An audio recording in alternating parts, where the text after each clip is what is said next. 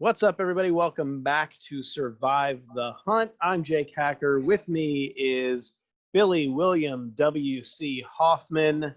Depending on which hat he's wearing, he changes his name. How are you doing today, Billy? I got a great hat on today, brother. I shouldn't have brought up the hats. I walked right into that, too.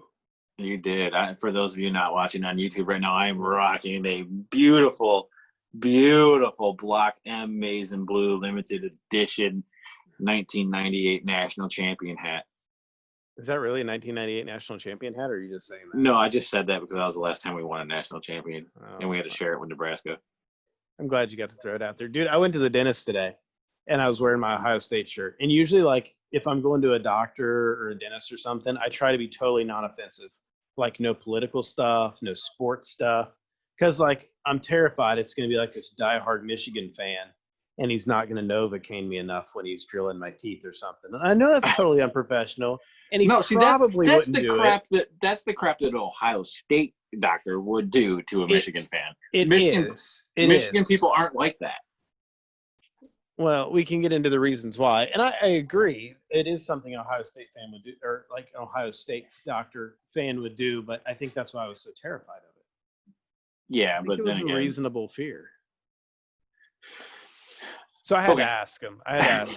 When I got there. I'm like, look, I forgot I was wearing an Ohio State shirt today. I'm pretty proud of being an Ohio State fan, but I like not being in miserable pain more. Can you please just tell me you're not a Michigan fan? And he agreed that Michigan sucks. all right, So whatever. we were good to go. I mean, dude, we're in Ohio. I don't expect him to be a Michigan fan, but you always got that worry. You get weirdos down here, man. Yeah, but where you live is not necessary. You don't live in Columbus. It's not like, I mean, there's probably more Bearcat or like Jayhawk fan, not Jayhawk, No, Wildcat fans. Right? Well, basketball season, it's split between the Cincinnati Bearcats and the Kentucky Wildcats and Ohio State. And Ohio State's probably like 20% basketball season. Football season, it's 100% Ohio State. There is nobody else. Well, yeah, I mean, you can't root for the Bengals or the Browns. No, they're barely even a team. Although they are more fun to root for now. They have a lot of Ohio State players on them. Every football team in the NFL has a lot of Ohio State players on it. I think Ohio State is true. No, it is. Yeah, I mean, you can't blame those guys for going pros. I mean, they've all of them. They came from Ohio State, where they were being paid their entire career at Ohio State. They might as well keep getting paid in the NFL. They know how to negotiate a contract. real life skills they learn at the Ohio State University. Oh, don't even start with the stuff. Anyway, this is not a sports podcast, so this is not what we're talking about today. But this is I feel like we need special music for this. We need some big. Dun, dun. Are you good with like some Hamilton? Da da da da da. Nope, I'm not good. Can I mute you? Is that possible? I don't think. Anyway, no Disney music. I don't know. What do you want? We can actually. Hail to the victors. Okay, I gotta find out. Hey, I can mute him. I can mute him on the YouTube side. This is pretty awesome. It's pretty cool. So I can't hear him at all. It's wonderful. All right, I'm gonna unmute you. Stop being offensive. Oh, I have to ask you. You have to unmute yourself on Zoom. I created a major problem. YouTube side of things. So this goes both ways. But anyway, all right, you're back. Our fans can hear you now. All right. So this is the Survive the Hunt preseason deer season hunting special. I was doing so good, and I almost try again. This is the Survive the Hunt preseason deer hunting special episode. We're both really pumped up about deer season coming. We were going to do survival stuff on this episode, but I changed it at the last minute, and I said I want to keep talking about deer hunting because I've been working nonstop in the woods for like the last 2 weeks. I'm pumped for deer season, man. Yeah, it's like I've been out scouting a ton. I've got my trail cameras rocking. I recently got a new bow. I built new arrows. I'm like, deer season could start tomorrow. I'd be perfectly fine with that. I'd be super happy if it would just I'm ready to spend time in a tree. And it's what, August 4th? It'd be pretty sweet to be able to hunt deer right now because all my bucks are patterned. All my shooter bucks are slam dunks right now. It'd be awesome. Yeah, they're all coming into your 300-pound bait pile of corn. They're all on It's beans early. right now. That's where you Oh, is pattern it? the bucks right now is in the Yeah. beans. Yeah, we get them on the corn piles a lot, but if you got beans to throw cameras over, holy cow, that's fun. Right. So go ahead. So you introduce us. Go ahead. I mean, like I said, we've been scouting. I'll talk about my new bow and my new arrows. I'm excited about those. But really, like, what's got you fired up for deer hunting already? Man, so I've been kicking around. So a few years ago, I was guiding a lot of deer hunters, and I've been kicking around starting that back up again. I initially stopped it because we lost a lot of land we were hunting, and I just got an agreement for 1,300 acres. That's here just a few minutes. I mean, I'm talking 10, 12 minutes from my house. And Looking forward to seeing that. yeah, you're welcome to come down and hunt it with me. Got a lot of deers, as you've seen, but Yeah. yeah, no, I just got it a week ago. Just got a little paperwork done, so I'm getting everything like hardcore, trying to move fast. I mean, it's August, season starts in 8 weeks, so there's not a lot of time, not as much time as I like to do this stuff. But I'm hard and heavy on these farms. I'm not taking any clients this year, but these are all places I want to hunt this year and make sure they're acceptable for the guys that are going to come up. And I'm excited about it, man. It's been a long time since I've been this excited before a deer season. I think it's a combination of that. And my kid's 5 now. He killed his first deer last year with his crossbow. Nice little doe. It's an adorable picture of him. If you're on our Facebook page or Instagram, you can scroll through and see it. He'll be the cute kid with the cute deer. But this year, man, he's ready to go, ready to get a buck this year. So he's a dead eye with that crossbow, and I've got a lot of bucks for him to pick from. So I'm pumped to see him go out and get a buck. He's him and my wife every night they read, and there's this a book series that it's not new, but I just stumbled across it. It's called Lucky Luke's Hunting Adventures. Oh, I don't know this. I thought you were going to tell me about Drake. No, so Drake's is really cool. Yep.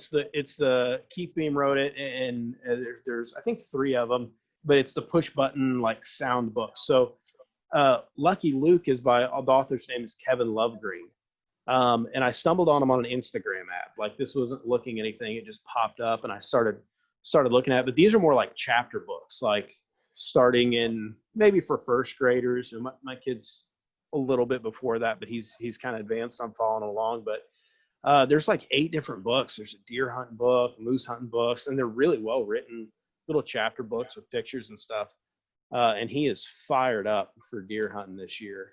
Well, he's actually fired up. He wants to go kill a moose in Alaska, but I told him that's probably not in the cards this year with him being 5. So anyway, that's really what's got me going this year, man. So before we get into like deer hunting and stuff with your son, he killed a hog last year, didn't he? I mean, it's not like he's 5, but right. He's not like he's spent some time behind the trigger. Yeah, well, he spent a lot of time behind the trigger, just target shooting and stuff. But no, we started last year when he was 4. And we went on a hog hunt, went to a high fence place where we could kind of like control the environment. And it was a big place. Like, we never saw the fence once we were in there, so I don't take anything away from it. The pigs were pretty wild. But got to do spot and stalk and kind of encounter some of the problems that I thought we might have starting out deer hunting. And we didn't encounter any of the problems I thought we might have. But we ran into a bunch of other ones, shooting angles and stuff like that, not being on flat terrain, you just can't account for any other way than that real world experience.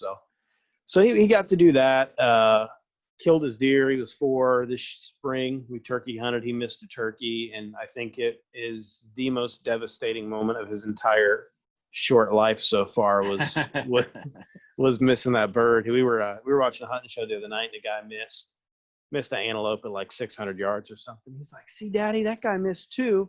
It wasn't just me." I'm like, "Dude, I know it wasn't just you. You did a good job trying to shoot a turkey in the head with a crossbow at 5 years old." Like, he's still beating himself up about it, but he's seeing the velvet buck start show up on camera. He's pretty pumped. No, that's incredible. So that's definitely, one of the things in the preseason you have to look forward to is just not only your excitement, but his excitement, because like I can show my kids trail cam pictures, and my daughter Summer's 11. She killed her first turkey this year with a bow. She is so gun shy that putting her behind a crossbow, even, I just think it's just for her, it's just not going to happen right away. I Yeah. think as soon as she can pull the poundage to shoot a deer, even if I build her a super heavy arrow and she can do it with a vertical bow, she'll be all about it. But I am excited to actually get them out with me again. Last year I was able to shoot a doe with both of them in the blind with me. So we had a 10-year-old and a 7-year-old in the blind. And we killed a deer. So That's a task, man. that was a task, man. And but everything went good with that. But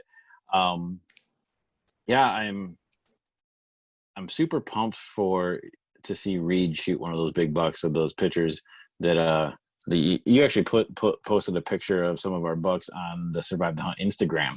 And for those of you, go check out. I mean, man, that just makes me want to go to Ohio. I'm wearing a Michigan hat right now, but when it comes to deer hunting, geez, oh, Pete's, man, it looks good. So to be fair, I don't post any big buck pictures on Instagram, what I consider big bucks. Like I've got some 160s, 170s on camera right now. They don't go on there. Anything you're seeing on Instagram is more than likely on the do not shoot list, unless your name's Reed.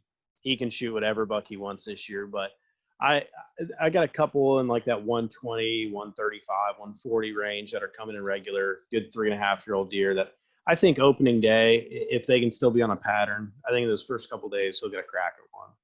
That'd be awesome. Yeah. Be super cool. So let's get back on topic here just a little bit as far as preseason stuff goes. Now, you mentioned picking up a 1,300 acre lease on this, and you've done this in the preseason. Is this property that you are super familiar with? Had you been on it before? Do you know the people? Blah blah blah. What's the story behind this? Like how is it all farm field? Is it wooded? All that. But what is the reason, maybe like digitally scouting wise or whatnot, that you wanted this specific piece of property? So I'm familiar with the general area. It's just like this is all every farm's within a 20-minute drive of where I live. There's actually 6 farms that make up this 1,300 acres. Of 1,300, probably 1,100 of it's field. I mean, it's a lot of field with some wood fingers and stuff running through it.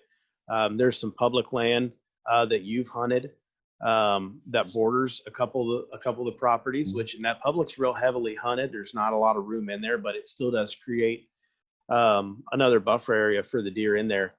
But this is areas I've killed some big deer. I've killed 180 plus inch deer there. I've had the opportunity to hunt several deer over 200 inches in this general area. I know those 200 inch bucks I was hunting were roaming these farms. So I know the genes are there. Honestly, I'd never stepped foot onto these places. The opportunity came up to lease them. I've been trying to get them for a while. The opportunity came up and I jumped on it. So I'm kind of biting the bullet a little bit this year, not taking any hunters on them, but I want to make sure this ground is good before we run anybody on it. Yeah, because real quick on that aspect of it, the economics of a situation is leasing is a lease. It's not permission. It's a lease. Jake is paying for this. And you're not alone in the fact that a lot of times when people lease stuff, they will offset that cost by bringing in a few other hunters. So you're doing two things with this is you're getting to hunt it yourself, and that's a great thing. But also you're doing what's right by your clients and getting to know the property before you put anybody on it. I think that's admirable. Yeah, I mean, it's how I'd want to be treated going on a guided hunt. I've been on some pretty rough guided hunts before where I'm positive the guy had never hunted it, never been there, just threw a tripod stand up and hashtag Texas. Go. Yeah, hashtag Texas. Absolutely. That was not a good hunt. It was not a good hunt at all. So I try not to be that guy, but honestly, also when I'm checking these areas, if there's, my goal right now is 200 inch buck. That's what I'm hunting in Ohio. So I'm taking these farms. I'm going to try and find myself a 200 inch buck this year, or one I can grow into a 200 inch buck next year. That's the next bar for me. And the more land that I have, the better opportunity I have to be there. And once I've eliminated, a certain farm, this one's not holding a 200. It doesn't have anything there. That's when I start taking kids out, start whacking does, start taking the buddies out, the customers, stuff like that. That's not to say if you book a guided hunt with me, you're not going to be hunting a 200-inch deer, but it's not going to happen this year if you come hunt with me, because if they're 200-inch deer, I'm going to be the one on it.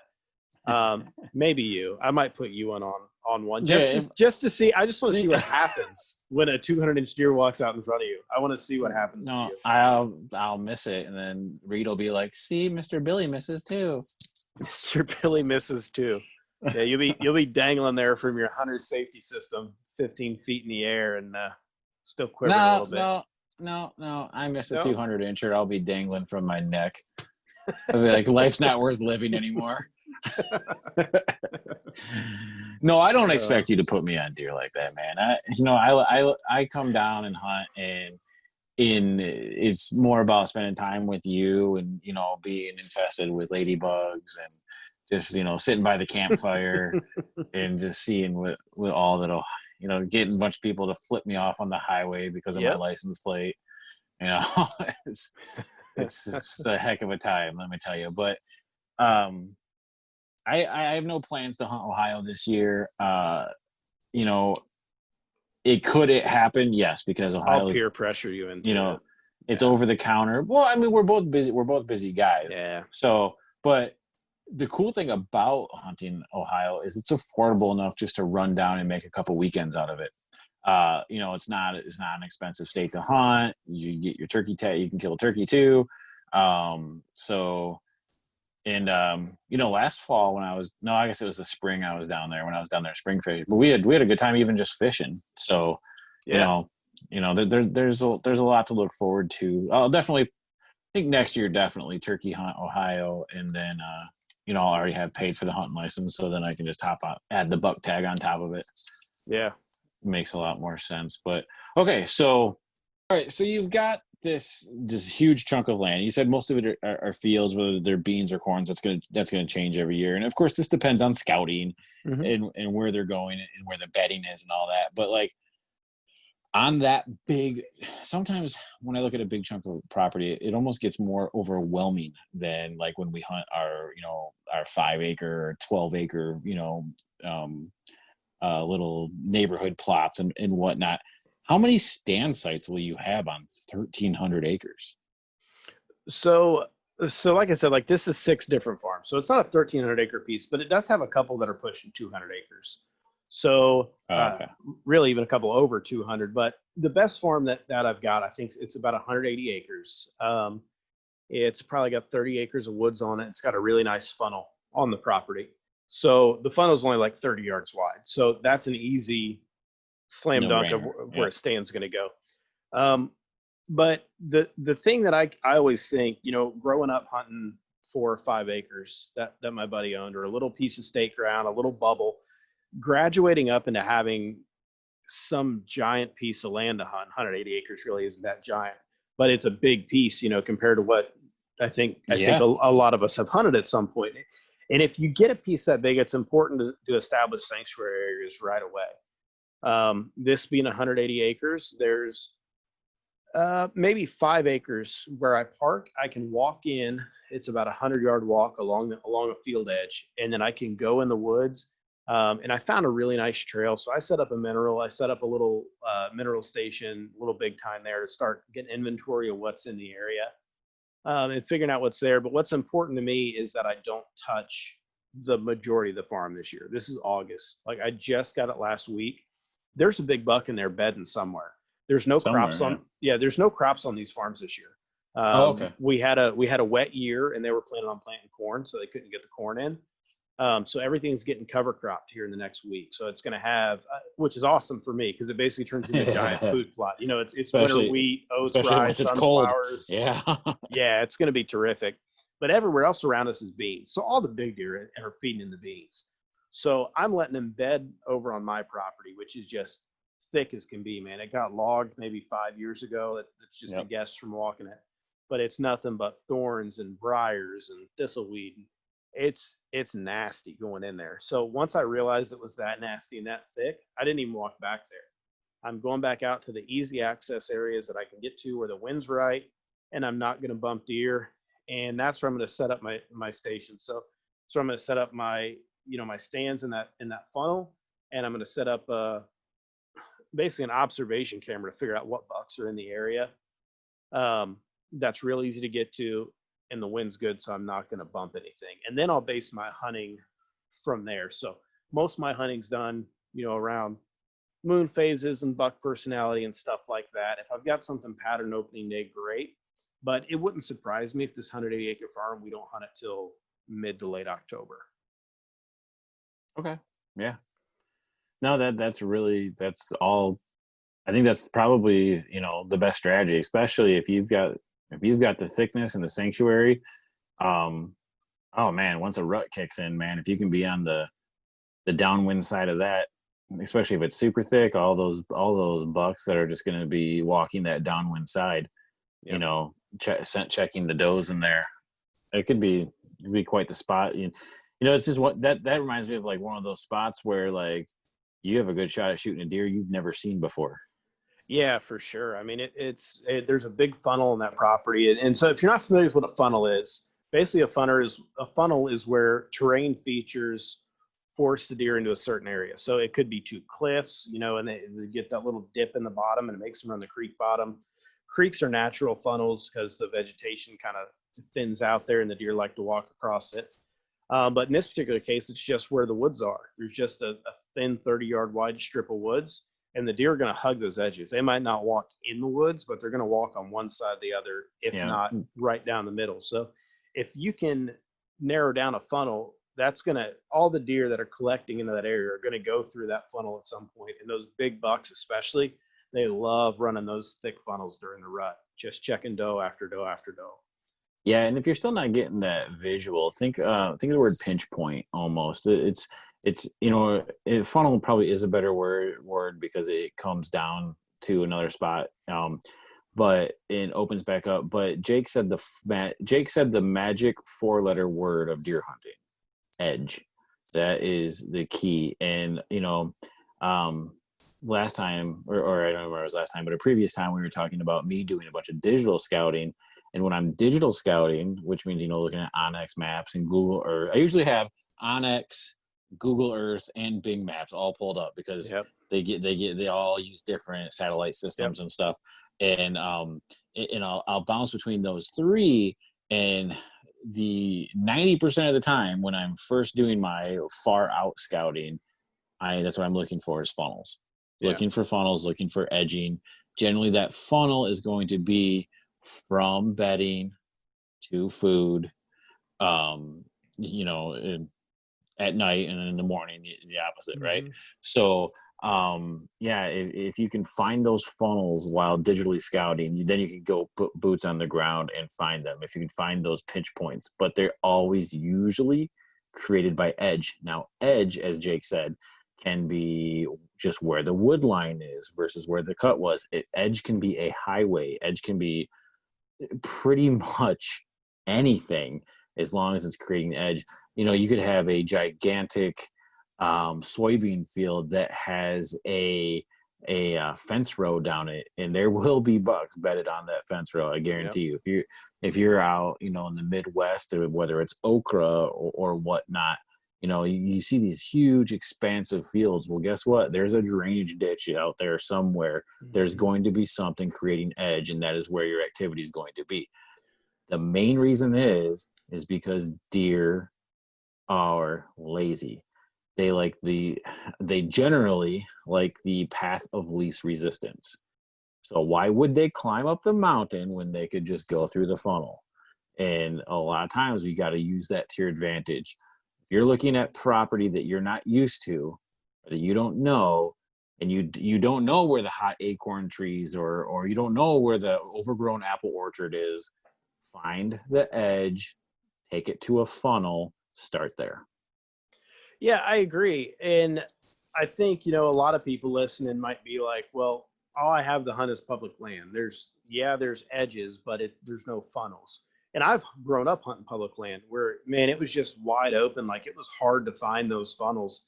And what I looked for instead of bed to feed was, if I were a deer and it's opening morning, or it's a Saturday morning, and a bunch of guys are at this parking spot and they're walking into the woods, where are the people going to go? And if I'm a big buck, where am I going to run off to? And I would look for that escape route where that buck that gets bumped out first thing in the morning, where's he going to go? So it might not be a funnel from feed to bed, but it might be a funnel from big open timber into thick honeysuckle or thick undergrowth or something like that. And on public land, that's a great way to hunt, big bucks or does or whatever you want to hunt, finding those pinch points that take the bucks out of the wide open space when they're getting scared off from all the guys hunting 100 yards off the road, getting back deeper, or maybe even getting back onto private land. There will be at some point a pinch point. You may or may not be able to see it. Digital scouting, it might be a hole in the fence. You never know what that can be, but I mean, digital scouting is a great tool to find it. So first thing I go to whenever I get a new property as well. But yeah, man, those funnels and edges, you get that mix and you're already way ahead of the game. Yeah, I just think that if you're looking at a new property, find those funnels, find those edges, and go walk them. That is step one. That is what I did for 7 miles, and out of the 7 miles that I walked this weekend, I found 5 spots where I would probably spend time in the fall hunting. I mean, obviously you're going to wait till in season sign or real late preseason sign to and wind direction to dictate those. But yeah, find those funnels and the other thing is, maybe this is being a little like, I don't even know what the word is, guru-y, but do you ever like go out to a new area and just be in an area and feel it like this feels bucky, this feels deery? Me too. And I don't know if that is because of the experience that I've had, in hunting over I mean, I'm 40. I just turned 40, so I've been hunting for 27 years, right? So 27 years of hunting, if I've just developed that sense, or if that is something that is ingrained in us as predators biologically. Yeah. I don't know, but I get that feeling as well. And I tend not to trust that feeling because I've had really bad experiences by hunting in something that I thought felt deery. I've killed a lot of bucks, man. I've killed a lot of bucks, a lot of different species of deer and antelope and you name it. But, there's an example. I was scouting one of these places last week and I was walking this creek bottom and it felt that deery. But I knew looking at the map that there wasn't necessarily the reason for the deer to be there. Like the food wasn't there. There were some tracks and stuff in it, but it wasn't real heavy, but it felt deery. There was bedding in there and there was water in there, but really no reason for a summer buck to be there. I put a camera out anyway. It's been 9 days now and I haven't got a picture of a single deer there yet. Okay. Well, so my deery senses must be better than yours. No, but what I was trying to say is don't necessarily hunt it just because it feels deery, but it's a good place to start. It's a good place to start looking. Jake said, if I was a deer, where would I go on hunting on opening morning, right? I think that if you're in an area that feels deery to you, start thinking why, it's preseason, it's early. Why do I feel this way? And just don't ignore it. I just think that's a good place to start. I don't know. Yeah. I don't know where I was going with that, man. I just it's just one of those things that like, when something feels deery to me and I put the work in and I went and hung a camera and I got a shooter on it right away, maybe it's luck, but also it's like, oh, I am somewhat good at this.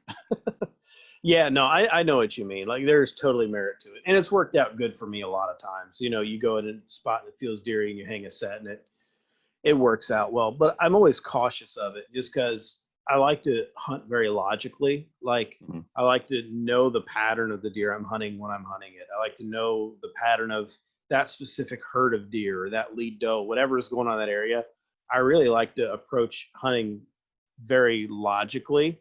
So I tend not to trust the emotional hunting side of me, if that makes sense. No, it totally does. I also think that is a perfect example of the difference between you and I when we hunt is I have never hunted a single deer.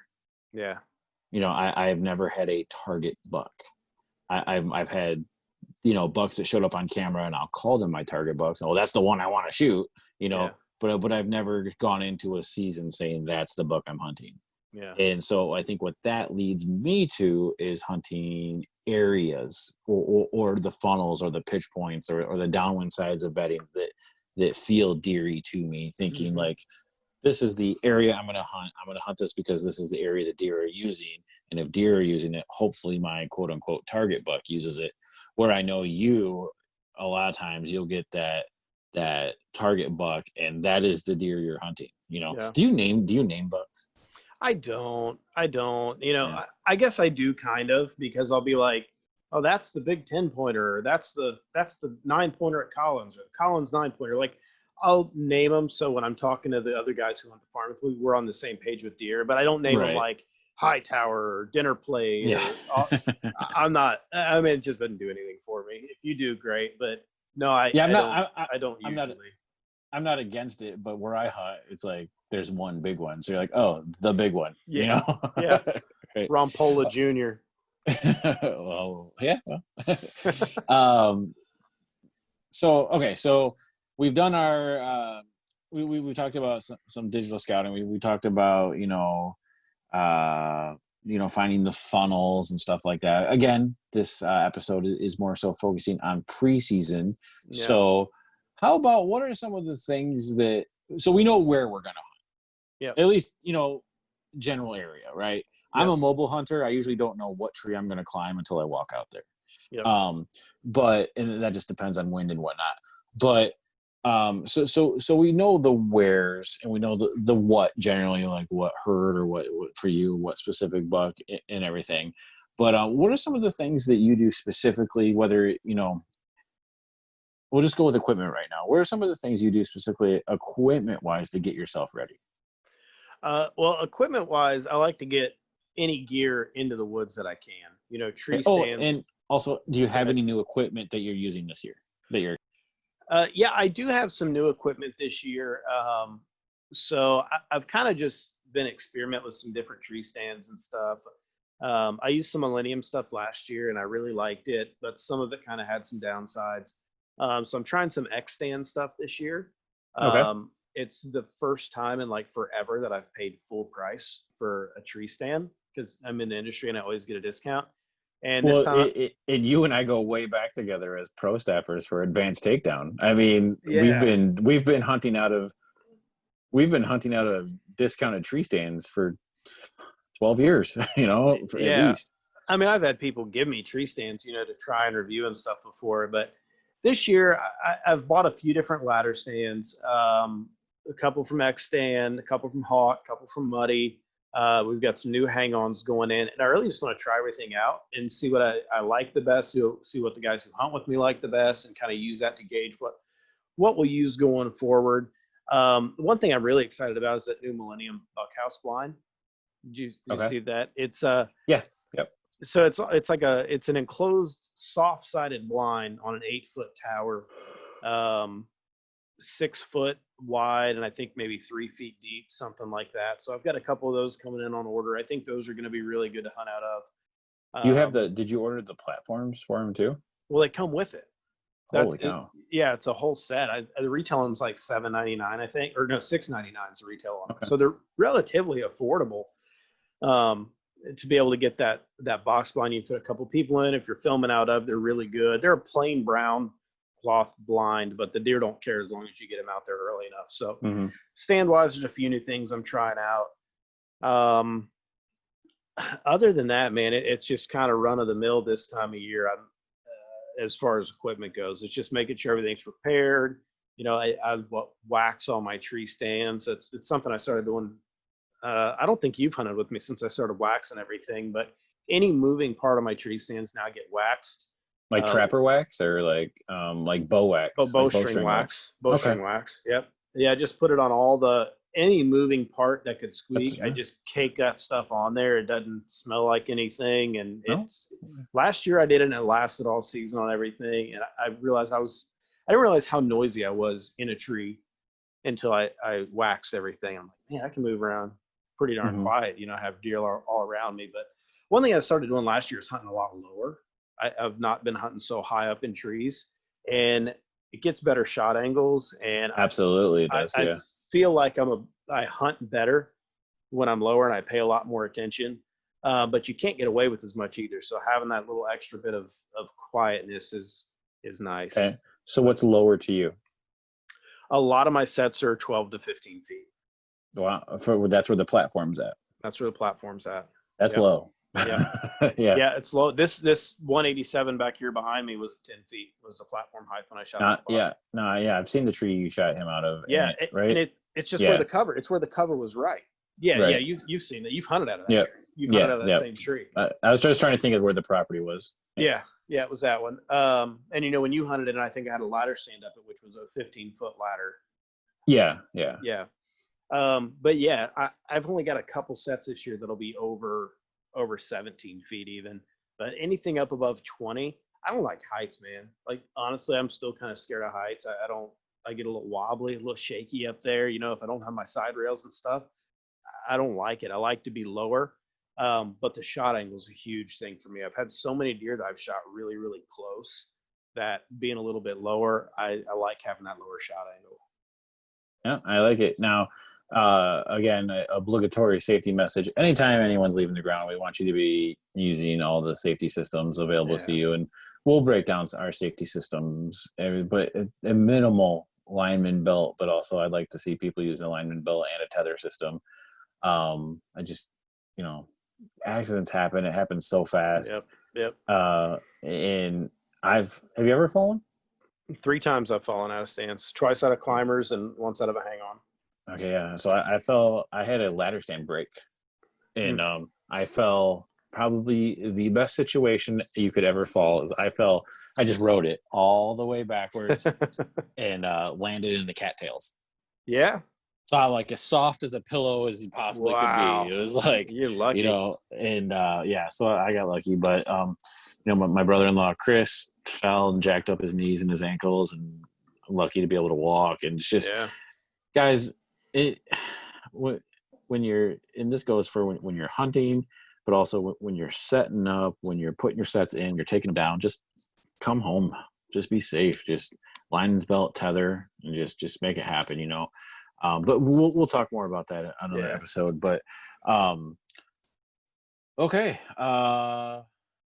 my stand of choice is not changed in the last 4 years. I the Lone Wolf. I think it's the Assaults. There's an Assault 2, I believe it is. So they make the Alpha and the Assault. Now one of them's a smaller one, one's a bigger one. I don't know the bigger one. I'm a little bit bigger of a guy. I just like having the bigger platform. I got stupid big feet. But I am excited this year. I did get new sticks this year. Yeah. So I am excited to switch that. I went with the Hawk Helium sticks. I think they're 22 inches or something like that. What I was carrying before was, oh gosh, who made them? It's the guy that used to own a Maristep. He started a Maristep and then he sold the Maristep. I can't remember. And then he created this new company. Okay. So, great sticks. I don't have anything bad to say about them. They were a little bit bigger. I used 3 sticks to get to the same height now that I'm using for my Hawks to get to 4 sticks. But the thing is now I went from 6 pounds per stick to 2.3 pounds per stick. Yeah. So nice. Where I was at 18 pounds with 3, I'm now at 2 times 4, like 8 pounds. Well, with the 0.3s, it ends up being about 10 pounds. About 10. So I saved 8 pounds by switching sticks. And also, and also these sticks, they have like this little like suction cup like thing that locks them together. Yep. So they and they strap right to the back of my Lone Wolf. And oh man, they are silent. Now that being said, I don't know if I like them yet. I've climbed in the backyard. I imagine I'm gonna like them. Yeah. I don't see any problems with them. The grip on them is a little sharp. It's going to be hard on gloves. Yeah. But that's okay. That's a price I'm willing to pay. So as far as, obviously we're going to get to my big new gear, right. but the thing I am really excited about is changing this preseason, is switching to these sticks. Now I take my stand and my sticks in and out with me on every hunt. Yeah. There are a few properties I have where I have dedicated stands set up. But those are generally where, if, not that I would say like, oh, Jake came up, I'm going to throw him in that, but it's up so that if you did come up, I can be like, okay, walk down here. It's going to be, it's just, Yeah. it's there. It's ready to go. Those are all advanced takedown stands. So, but that is one of the things I'm really excited to switch to this year, is switching to the new sticks, and just think it's going to be easier in the long run. They have the other thing that's nice about them is they have a smaller profile than my other sticks. Right. So when they strap onto the stand, when I'm carrying my stand out, I'm not as likely to like hit branches if I got duck under something, stuff like that. Yep. So that is real nice. Now, when you said 12 to 15, I like my feet at 15. Okay. I like my feet, or I like 15 or 16, basically, because that puts me, I'm 5'10", so that puts me where the movement is happening at 20 foot. Yep. Right. And I think that 20 foot is kind of like a magic distance to where you get noticed less, I guess. So you just can get away with more. And that's why the guys that hunt super high, that's why they do it, right? Because, you get away with more, both with movement and scent. But I don't like being higher than that. I don't. I get higher than that, and I get like you, man. I'm a little wobbly and just I don't feel unsafe, but just not comfortable. I don't know how to explain it. Yeah, my biggest thing with the height, though, man, is that shot angle. Like, if I had to sit 30 feet in the air to kill a 200-inch buck, I guess I'd be 30 feet in the air. Like, I would deal with it. But if you shot cut on contact heads and you had two holes, that shot angle wouldn't be as important. No, I don't agree. I don't agree. The shot angle, it's super important. It's important. And if you got buddies, and they're like, we've all got that buddy who you're always helping like 3 times a year track a wounded buck because he always wounds them. Man, it almost never fails. That guy's hunting 28, 30 feet up in a tree, and he's shooting 20-yard shots on deer. And he's not even getting a single lung, but he's getting a pass through because the angle's so wacky. Yeah, well, because he's shooting deer like it's a 3D target, not like it's a deer. Right. So much changes when you get up that high. And not only that, but like your margin of error. It's zero. It's zero. Zero. Yeah. Yeah. You went from having a dinner plate to shoot at to having a bottle cap to shoot at by going from 15 to 30 feet. Bottle cap on its side even. Yeah. I mean, really, if you think about the way it's shaped. But yeah, I think that I think we're pretty much both in agreement there. Do you work? I guess you get yours out early enough, but I've always just been kind of anti ladder stand. I love ladder stands.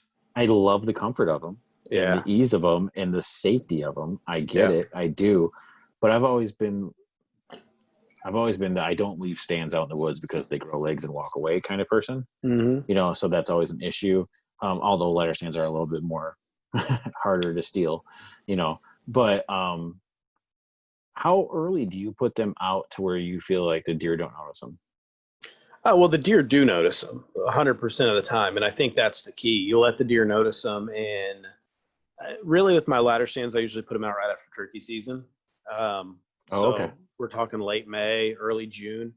I put them out there. The deer absolutely notice them. They're going to smell you on them. I don't do any scent control hanging those kind of stands in the summertime. I want the deer to know that stand's there, and I want them to get comfortable with it. As long as they don't see me sitting in the top dressed in camo holding a bow, I don't really worry that they associate that as something new.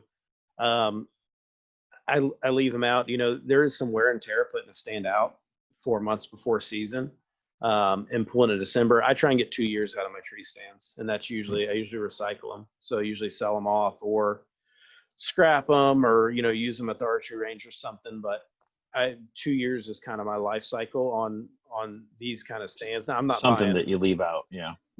Something that you leave out. I don't do a lot of like pack in lightweight hang and bang hunting like you do. I do have a set. I've got the same set of sticks you do, those Hawk Heliums. Okay. It's a really nice set of sticks. I just started using those last year.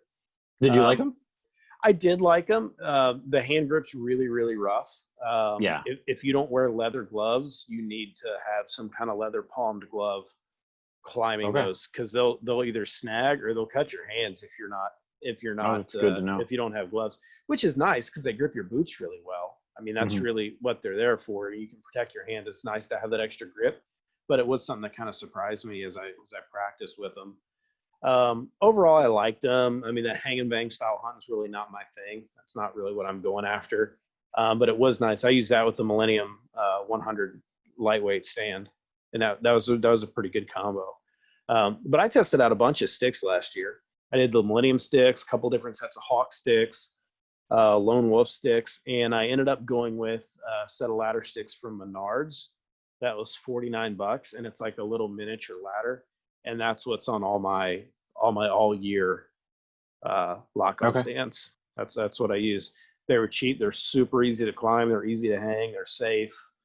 If a hunter comes in, a lot of times hunters come in like customer hunters or new hunters. They're not comfortable hunting out of a lock on stand. That's why I like ladders so much, because I can put cat eyes or something out to a ladder stand, and I know the guy can, I still run lifelines on them, but I know the guy can clip up and get up that tree a lot easier than maybe a hang on. He's not comfortable with the step height. They're stepping over into the stand. Like there's a lot of things you run into with new hunters, customers, stuff like that. So that's why I kind of lean towards the ladder stands a little bit more. Oh, now you put lifelines on ladder stands. I do. It's something I started doing after I guess it was 3 years ago. You came down Yeah, right. and you're like, I left you a present at your ladder stand, and it was a lifeline.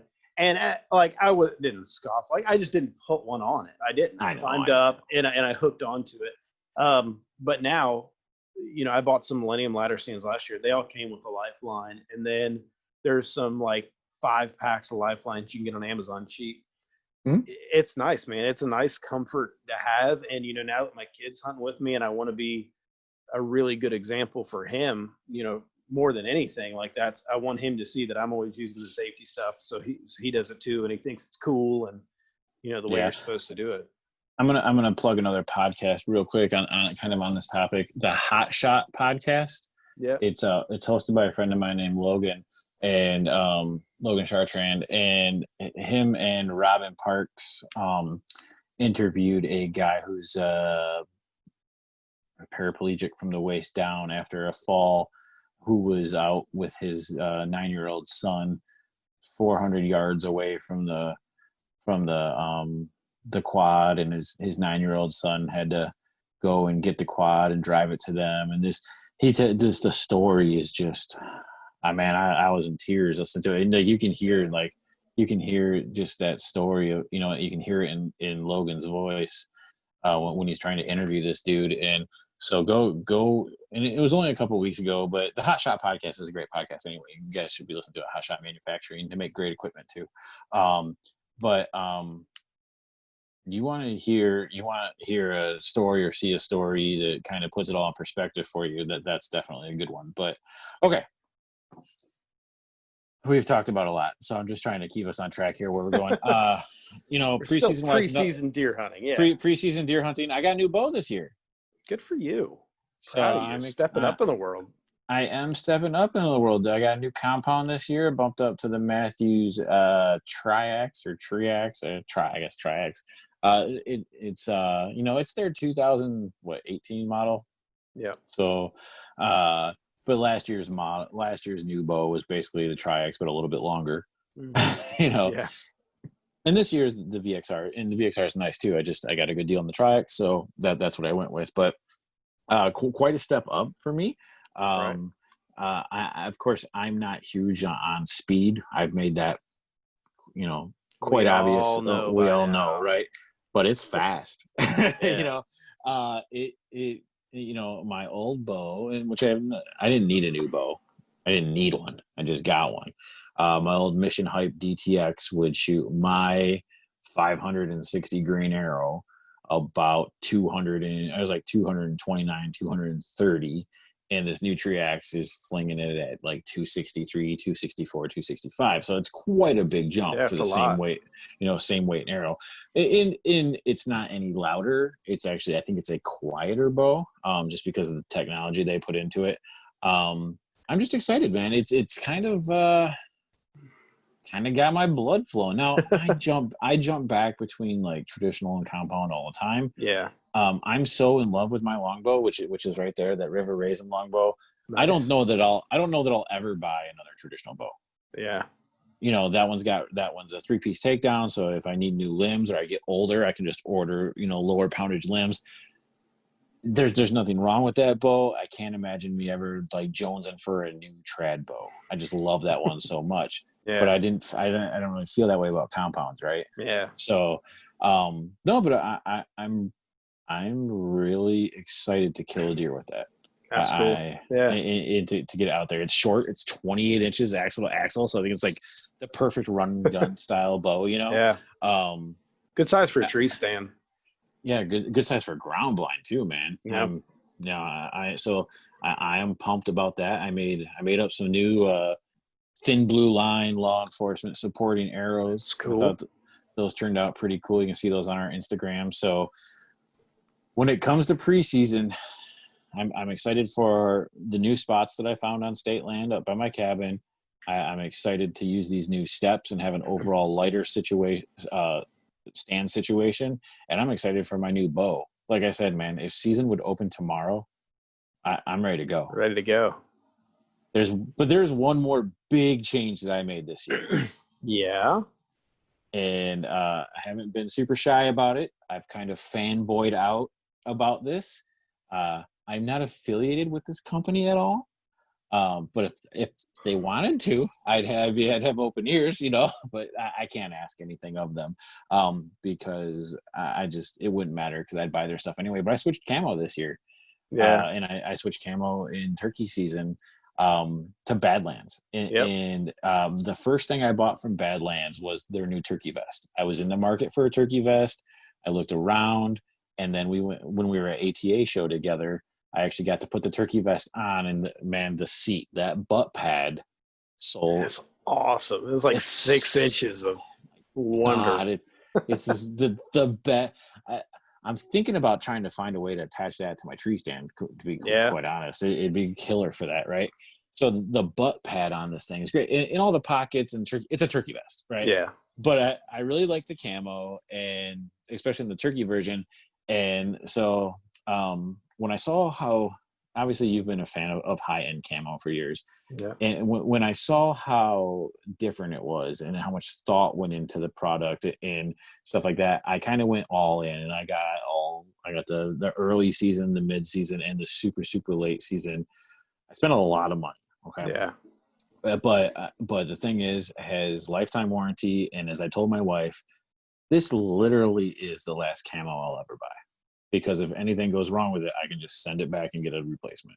Yeah, that's cool. Seeing, yeah, I used a lot of Badlands stuff as well. I use some other brands, but I've still got some Badlands that I love it. Early season, it's 100% what I'm going to be using. But they're one of the few companies that has like a legit warranty on their product. Like they don't care if you walked over a barbed wire fence and ripped a hole in your pants. They'll either sew it up or replace it for you. Case in point, a couple of years ago, before I was going to Wyoming, my buddy was putting shocks. That's a good story. Yeah, buddy was putting shocks on my Jeep. I had a 1998 Jeep Cherokee. That was my hunting rig. It was my everyday rig too, actually. But man, the shocks on that thing were just beat. So we were putting some new ones on it, and he had to cut the old ones out with a torch. Well, in the back, I had my vehicles. Anybody who's rode with me, my vehicles are usually crammed full of hunting stuff, no matter what. I'm not an Uber driver on the side. It's always full of hunting stuff. So I had like a bag of corn back there, a bag of Big Tine, a Lone Wolf tree stand, and then my Badlands pack and my Badlands bino harness with my Vortex binoculars inside of it. And wasn't it inside a scent like bag too, or was it a scent crusher bag? Or it wasn't in that. No, that was in the back seat. No, they were laying back there. So all that stuff's back there, man. He's cutting the shock off with a torch, and we've got it up on the lift, and we take a little break after we get the shock off. And I look up, I'm like, man, why is there smoke coming out of the inside of my Jeep? And we lowered it down off the lift, and the whole back of my Jeep was on fire directly through all my hunting gear. Like the flame was just poking up. So we were able to spray the water hose up there and put it out, but it trashed my Lone Wolf tree stand, melted my Badlands bag, melted my Vortex binoculars. And I called customer service out there and said, hey, this is what I did. I said, okay, cool. Just send it back and check for $20 and we'll ship you a replacement if we can't fix it. So you're not going to be able to fix it. It's like melted, like corn stuck in it where it's melted. So I sent it out, man. It was like within a week. I had a brand new bag, brand new Bino case. Vortex did the same thing with the optics. And I was still set up and ready to go. And I think that's a special company to run a warranty like that. I think it's funny when you said, but when you said like Badlands is one of the few companies that has a rock solid warranty, and like in my head I'm going, well, Badlands and Vortex are the two that I use, and then I didn't remember that you had lost a pair of glasses too. Yeah. Or binoculars, I guess. But yeah, Vortex is the same way. I've heard Vortex, like your house burnt down and you had like Vortex somewhere in your house, they'll just send you another pair, like, but no, that's great. So anyway, yeah. So for me, it's a step, it's new areas, it's steps, it's a bow, and it's camo. That's what's got me excited for preseason. I think at this point, I'd like to say most of my preseason work is done. Yeah. Do you feel the same way? No, preseason work's never done for me. Oh, okay. It'll be done when season starts, and then it'll just be deer season work. Right.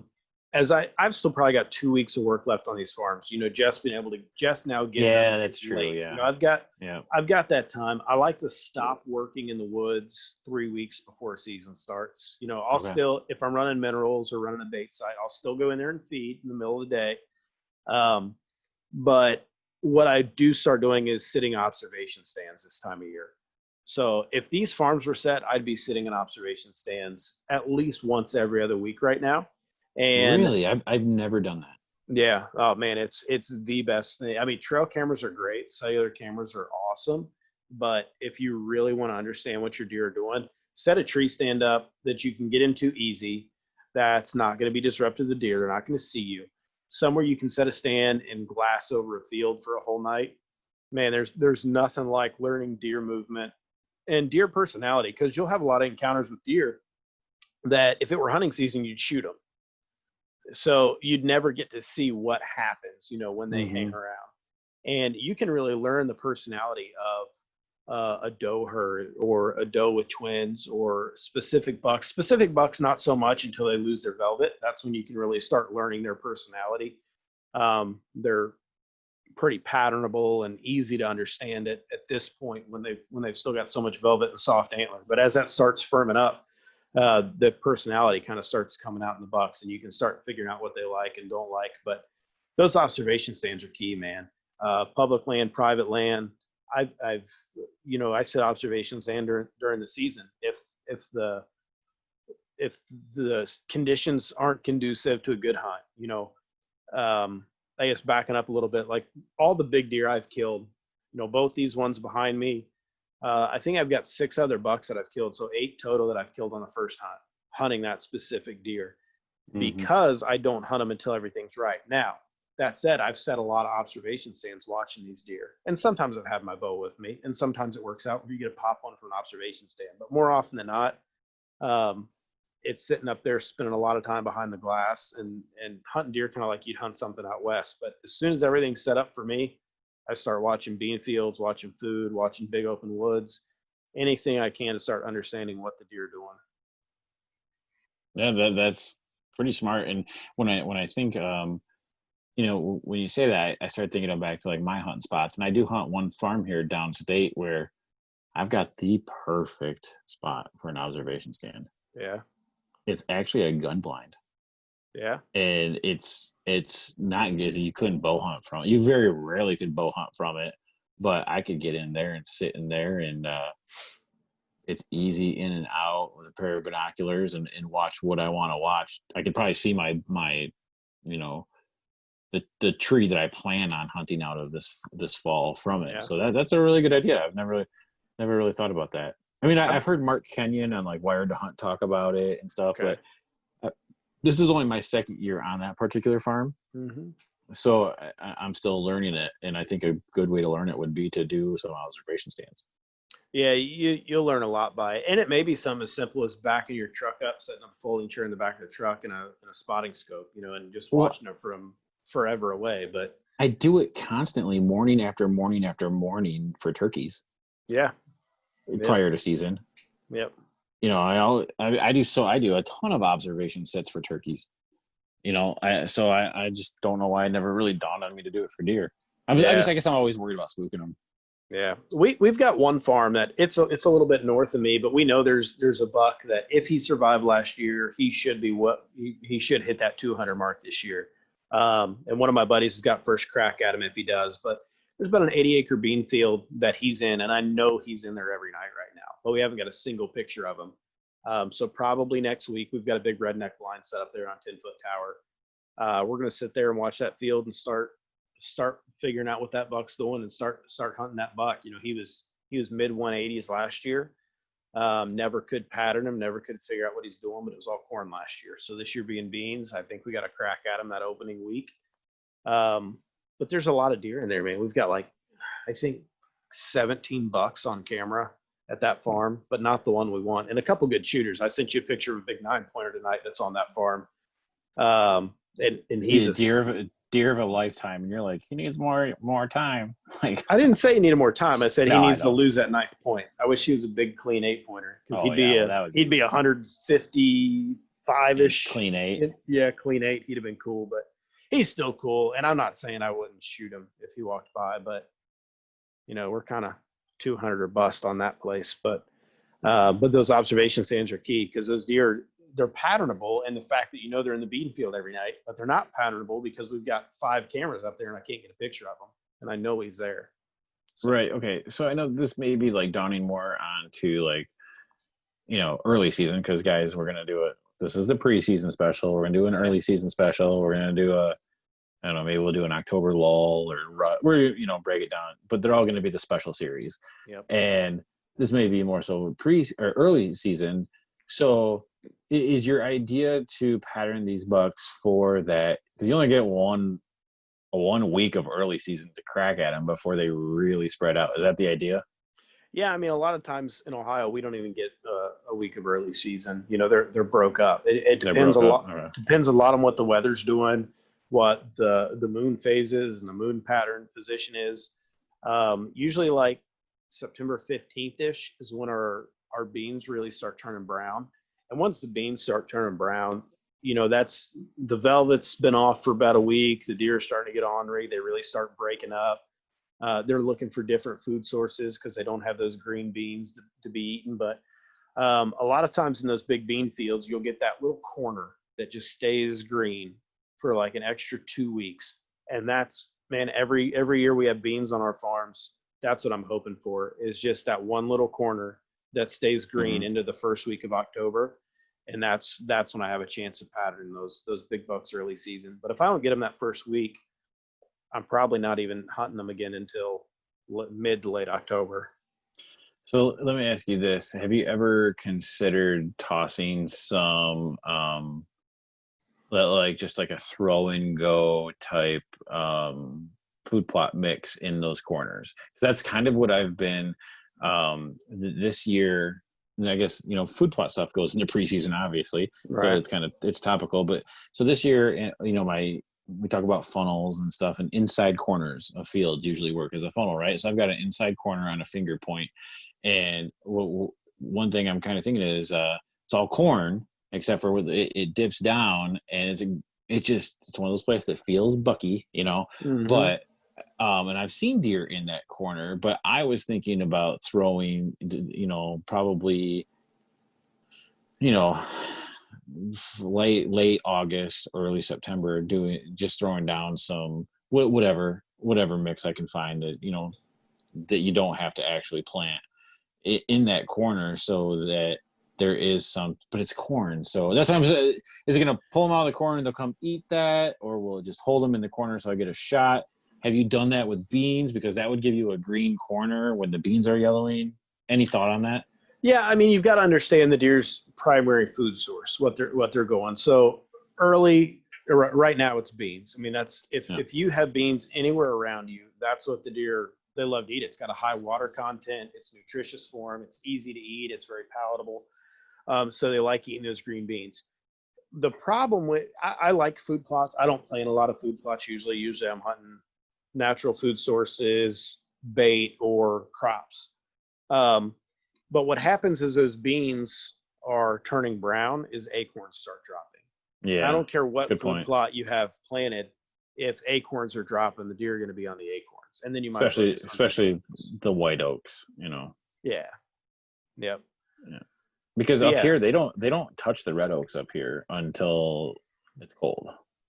yeah, we've usually got enough white oaks laying around that Yeah. they don't fiddle with the reds too much. But every now and then you'll get that weird buck or that weird group of does that likes the reds, and you'll find them in those sections. And that goes just back to personality of deer. But I think far and away it's the white oaks that you're looking for. But Let's yeah, let's give people a quick breakdown of how to tell the difference between a white oak and a red oak. one's white, one's red. No. The best way to tell the difference is just look at the leaves, right? So you find acorns. Okay. Now I can look at a red oak acorn and a white oak acorn, and I can tell the whites do have like a white line and kind of a more green bottom, and the red oaks are the deep brown, what you would typically see as an acorn, right? But the key is look at the leaves. If the lobes on the leaf are pointy, it's a red, and if they're smooth and rounded, it's a white. Of course, there's like chestnut oaks and all different other kinds of swamp oaks and blah blah Yep. blah. But it pretty much holds true. Look for those rounded edge leaves. And the other thing you do is if you can just Google it, even you can Google red oak versus white oak, and they'll show you the leaf structure. That is the key. You can look at the bark too. Red oak has a deep valley bark. White oak is more, I don't know how to explain it, but the best way is just look at the leaves. That's the tall tale. It's got rounded leaves, white oak, and if they're dropping, that's where you should be hunting. Yeah, no, I agree. I mean, there's nothing better than hunting a dropping white oak tree early October. I mean, that's the best. paradise. It's what we all dream of. But I mean, to kind of go back to your scenario, so say you're hunting a place that's got corn. There's no beans around. There's no oaks dropping yet. Like, what are the deer using for food in that area, do you think? My guess would be, browse, Yeah. and they've got to be eating something, other than just browse. But they don't really eat. Do they eat corn? I don't know. Do deer eat corn before it's ready? I haven't seen it. Me either. I mean, raccoons do, but Raccoons tear it up. But no, I mean, I don't think the deer really get into it a lot till it's hard. But yeah, I mean, it's the browse stuff, and I think that's where a food plot could come into play. Where I'm at, there's always some farm that's got beans on it, so that's where the deer are at. This year, unfortunately, only one of my farms has beans. I'll have Luckily, to go drive. Yeah, I'll have to go drive farm. around my area and see what the neighbors have. Yeah, drive around because that's where the deer are going to be, and it works out pretty good because it means you can go work on your spots, right now, and not worry about bumping deer out during feeding time because they're all going to be out in the beans. So, if the deer are bedding on your property and they're feeding on the neighbor's property, you want to go in and work at prime time. That's when you want to be in there because they're all going to be out in the neighbor's field. If you go in there in the middle of the day, you're going to start bumping deer out. So understanding where they're feeding, where they're bedding, stuff like that can help kind of dictate how you're hunting. But going back to food plots a little bit, food plots are awesome, but when planting them, my biggest problem with food plots is I can never make them big enough. I can never get that dedicated land to make a food plot big enough because a food plot is a snack, a little throw and grow or poor man's plot. It's no different than a corn pile, except it's probably more expensive and takes more time to put in. It's just something they're going to stop by, grab a bite, and go. It's not actually a food source. To be a food source for your herd depends on how many deer you have, on how big you need to make it. But it takes a sizable food plot to really turn into a food source. I mean, we've got a couple farms where I've got like an acre and a third food plot on it, and the deer don't use it as a primary food source any time of the year. We had some big radishes on it, and it froze hard this year, and it got hit, but they were more on the briars and the browse and the leftover acorns more than they were in that food plot. Not to say food plots can't be successful, and not to say those little throw throw and grow. I can't say that tonight for some reason. Not to say those can't be Yeah. successful. I've just had limited success with them compared to other options. No, yeah, it makes sense. But like I said, we can't bait and we can't do minerals or anything. I'm just trying to think. Honestly, this is the first time I've really ever hunted corn for deer. you know, it's a pain. I hate hunting corn.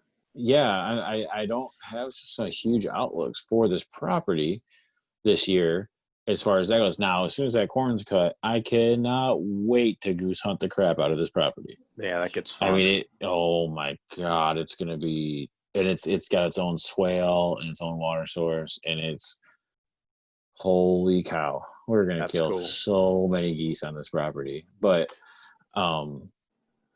yeah, but for deer hunting, it's, I don't know. I'm almost like, maybe it's just late season once that corn's gone to silage or they've knocked it down, get in there those couple days after the combines when there's corn on the ground and hope for the best. But corn's fun to hunt spot and stalk. If you want to try spot and stalk hunting a big buck, your odds are you're going to bump him. But if you really want to give it a try, it's a good way to do it. And I've killed one buck in spot and stalk green corn before just by going the rows and just going from row to row and glassing down the row and looking for that buck that's bedded, and then going to the next row. And then once you find him, you can kind of plan your stalk through the corn. It's tough and you'll scare a lot of deer out, but get the wind right. Yeah. Get the wind right. It's a fun way to practice spot and stalk on deer, and you will see deer bedded in the corn if you were walking through a cornfield, no doubt. Definitely going to have to try that this year, because that'd be a lot of fun. I was going to say, I've never shot a buck on the ground with my bow. Yeah. Shot does on the ground with my bow, so that would be kind of cool. Yeah. But all right, cool. All right, well, we are doing pretty good on time here. We've talked a lot about, different preseason stuff. Is there anything that you're doing in the preseason that you think makes you more successful than other people who aren't doing it? I think the number one thing is, as I start establishing buck and doe family groups, separate those two. As I start establishing bucks and doe family groups, I start logging what those deer are doing. So how many does have twins? How many does have singles? What time are those doubles coming in? What time are the singles coming in? How do deer react? Especially with the does this time of year, I really start keeping a log of what time, what moon phase, what barometric pressure, what makes those does move. And I start trying to pattern those does. And then as the velvet starts coming off, as we get into, I don't know, probably last week of August, I'll start monitoring and logging the information for how the bucks are moving as well, and trying to figure out, is there a pattern? Is there something that the bucks like to do, that the buck likes to move on? But early season, I think keeping track of does and knowing which does have fawns, which does don't have fawns, I think is a really good step into understanding your deer herd and what they're going to do throughout the year. Yeah, that's pretty smart. Now, do you do this on a spreadsheet, or is it just like on top of your mind? Or I've got a very elaborate Excel spreadsheet that I keep this on. Mm-hmm. I do something similar. Yeah. Yeah. And I've got a little side project going where I'm a little bit more elaborate than I need to be. Really what you need is time, your moon phase and your moon position on there. And then everything else is just icing on the cake. Wind direction. Wind direction doesn't matter to me. No? No, doesn't matter. I'll put it in there on my really elaborate system, but for deer movement, I don't find it ever makes any difference. It makes difference if I'm hunting, but okay. I don't find the deer moving that much different. But moon phase, moon position, barometric pressure are the ones that I really, really pay attention to. Good enough. The thing I would say to answer this question for myself, if I was asking that myself, was rude of me not to ask. Billy, what do you do that you think makes you more successful? I think it's had the amount of hunting spots that I have ready to go. And what I mean by that is, because I have so much public property available, it is not a big deal. I never run into the situation, I didn't hunt today because the wind wasn't right, or this crop is being done, or I pull into somewhere and there's 18 trucks there, or the landowner's having a birthday party, or that never matters to me. Yeah. Because I have literally within an hour of my house 60 trees I can climb, That's awesome. and it is awesome, and I don't get to them all the time, but I've learned this system of having, not just, you want to say like quantity over quality. It's not about that, because they're all quality, but I've learned this from, again, I mentioned again, is Jason Samkoviak from the Traditional Bow Hunting Wilderness podcast, but also from John Eberhart, who, if you listen to podcasts or anything, and John Eberhart's one of the best hunters that's ever lived, just ask him. But you can learn a lot from the guy, whether you like the way he presents information or not, whatever. But he's killed more record buck books in Michigan than any other human alive, right? So obviously his system works, and I kind of follow his system of prepping multiple sites, and having them ready. And I think that helps me be successful, and more than some other guys who only hunt their back 40, who, only go to their grandma's and hunt grandma's 20 acres. There is a lot of hunters in Michigan. There is a lot of pressure, but you can get away from it if you're prepared. So one thing you'll never hear me say is, oh, it's too this to go hunting, unless it's absolutely just a massive downpour. I'm not going to go bow hunt in the downpour, but if I can look at that weather and know when that downpour is going to stop, you bet your sweet butt I'm going to be in the woods, Yeah. And so I think that is a big, don't get so focused on your spot. Don't, as Jake said earlier, don't get emotionally connected to a spot. I have spots I'm emotionally connected to. I still hunt out of the same tree that Uncle hunted out of, right? At least once a season, I go back and pay tribute and hunt out of that tree. That being said, like, I'm not going to hunt out of that tree when I know darn well there's another tree down the road that's better. Yep. Okay. Yep. So I think that is, do the observation sits. That's a great tool that I'm going to start doing for sure. Especially like the observation sit place I want to do is in that place that has corn, because there's a gigantic oak tree that I know I can get 20 feet up in and be able to see, because the corn, it's like a rolling field. Yeah. So I'll be able to see really, really well, because that's on the high point of that farm too. That'd be cool. So sit up there with my Vortex Diamondback 10x42s and just watch the deer. It's gonna be great. I might do it this weekend. This sounds like a lot of fun. It's cool, man. Yeah, so I think as far as preseason goes, I think we covered a lot. Of course, there's always going to be people that have questions, or we didn't mention that, or they disagree with us, or they agree with us. But if someone wants to comment or ask us a question, what's the best way for them to reach out to us? You can put it anywhere, man. If you're listening here on YouTube, drop it in the comments down below. We answer every comment on there. But Facebook, Instagram, you name it, reach out, and we want to hear what you have to say. I learn a lot from the questions that sometimes people are hesitant to ask. I think sometimes that's the best way to learn as well. So we definitely want to hear everything you guys have to say. Yeah, totally agree. And the good thing that we've made it easy for you guys, no matter what social media you're on, no matter what avenue you listen or watch this show, Survive the Hunt. Just find Survive the Hunt. And my Instagram's a little bit different, but we both monitor the Survive the Hunt one and just send all of it through there. Yep, that's it. The end. That's it. It's preseason. Preseason is just about over. Shoot your bow. Make sure everything's dialed in. Get sighted in. Get ready. Make sure those broadheads are sharp. And we're gonna we'll definitely have a few more episodes here. We got about a month, But some of those states, some of those boys down in Kentucky, Nebraska, they're gonna be kicking off here at the beginning of September. So South Carolina opens in 11 days, I think. Yeah. So it'd be so weird to deer hunt when it's like 110 degrees in August. But they can rifle hunt too. Rifle hunt velvet bucks right now. All right. Well, guys, it's preseason now, but it will be over before we know it, and we will be into early season. We wish you guys the best of luck, and reach out if you guys have any questions. And I guess we'll see you next week. See you next week.